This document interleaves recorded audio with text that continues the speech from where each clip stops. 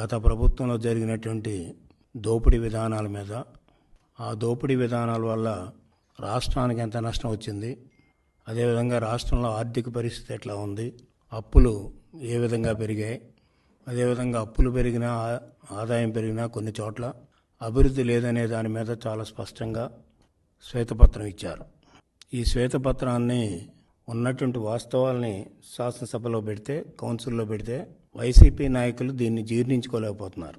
ఎందుకు జీర్ణించుకోలేకపోతున్నారంటే దీంట్లో వాస్తవాలు ఉన్నాయని. ఈ వాస్తవాలు బయటకు వచ్చి ప్రజలు ఈ వాస్తవాలను అర్థం చేసుకుంటే భవిష్యత్తులోనే వీళ్ళకి మనుగడ ఉండదు, మళ్ళీ అధికారం వచ్చేటువంటి సందర్భం కూడా ఉండదు అనేటువంటి ఒక భయాందోళన ఉంది వైసీపీ నాయకుల్లో కానీ, జగన్లో కానీ, జగన్ అనుచరుల్లో కానీ. ఆ విధంగా శ్వేతపత్రాన్ని కూడా వక్రీకరించి మాట్లాడడం అనేటువంటిది సరి అయినటువంటి విధానం కాదు. ఒకవేళ అట్లా మాట్లాడాలనుకున్నప్పుడు అసెంబ్లీకి